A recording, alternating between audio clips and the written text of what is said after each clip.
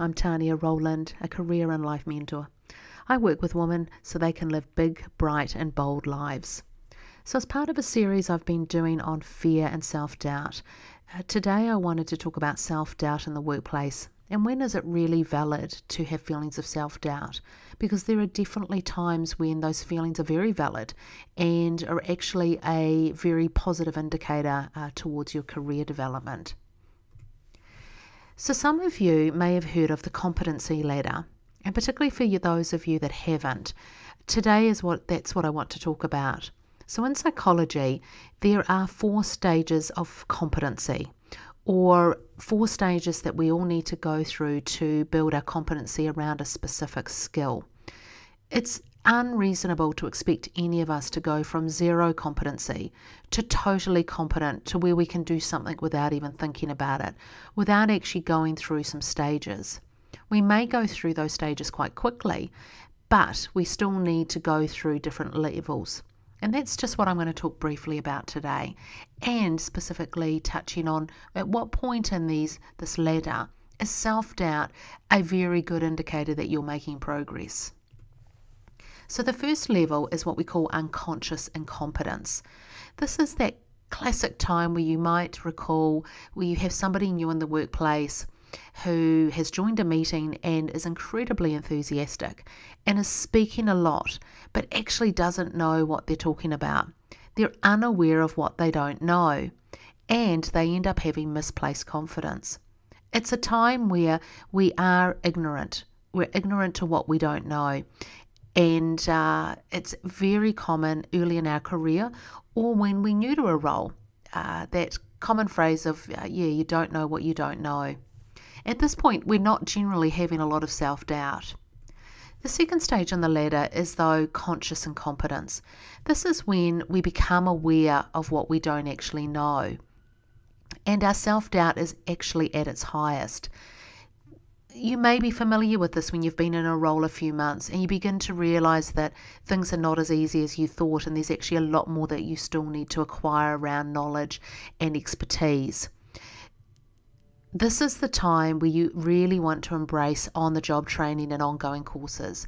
This is when your self-doubt will be at its highest, but it's actually really good news, because what it tells you is that you're becoming more aware, you're wiser to what you don't know and therefore what you do need to know. And this is when you really want to embrace learning, reaching out, asking for help.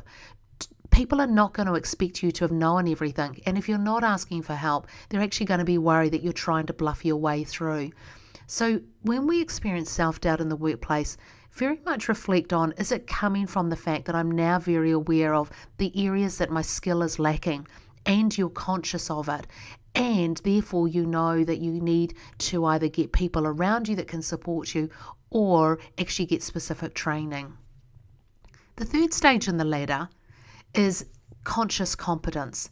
So this is where you are actually getting competent at what you do and you're aware of it. So your skills and your confidence are growing. You may still have some self-doubt, but you know what to do about it. You may have done reports a few times that are required to be done in a certain way, and now you know the way that you need to do it. But you may still have to refer back to the handbook, or you may need to look at previous reports you've done before. But you actually do know where to go and knowing what to find out what to do.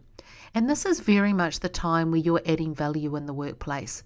This is the time where you're actually applying your skills and your knowledge. And you very much do need feedback and encouragement at this stage, because you've been progressing and we all need feedback at that point in time. So this is the stage where I'd really encourage you in your whips with your manager or when you're in team meetings. Don't be afraid to seek encouragement, to get feedback that you're actually doing a good job or you've made progress. And the final stage in the competency ladder is unconscious competence. This is where you're so competent you don't even need to think before you do things. You just do, or you just know. You're very capable and you're very confident in your abilities. The challenge, though, for all of us in our career when we get to this level is that we do get a little bit complacent. We don't think we need to go to the trainings the same. We don't think we need to learn so much. We're doing things so easily on autopilot that we really probably don't want the same challenges we did earlier on. But this is actually the time to not forget that we all need to be challenged. We all need to continue to learn. And one of the best ways to continue to grow ourselves is actually to start to train and supervise other people, to transfer the skills we have and the techniques that we've developed onto others in our team. So, what do we do when we actually have that sense of self-doubt? And now that today you're hopefully aware it's because you're becoming mindful of the skills you don't have and where your competency is lacking. The first thing I would say is celebrate the fact that you now know that where the self-doubt's coming from. It actually means you are making progress and you are able now to acquire the skills that you do need. Seek support. Don't be afraid to ask for help. Don't be afraid to ask to go on courses. Don't be afraid to look around you and see the people that have recently gone on the same path and develop a relationship with them. Create a network of people that you can rely on. And remember that your skill development is going to come from repetition. So the more you embrace doing tasks, doing them more often, the quicker you'll move through those feelings of self-doubt and actually build your skill base up.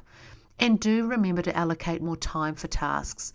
It's really normal for all of us to underestimate how long we need to do anything. But particularly when you're still learning a task, you need more time. So don't put yourself under time pressure. And if you do get the chance to teach people along the way, you'll end up learning faster as you do. So, again, if you've got colleagues that are new, just like you, or even newer, don't be afraid to take a leadership role and teach them as well. So hopefully today you've got a bit of reassurance around when you're experiencing self-doubt and how it can actually be a very positive thing in the workplace. And if you like this advice, please visit my website, taniarowland.com. It's where I share a lot of advice and tips, and subscribe to my weekly newsletter. Thank you.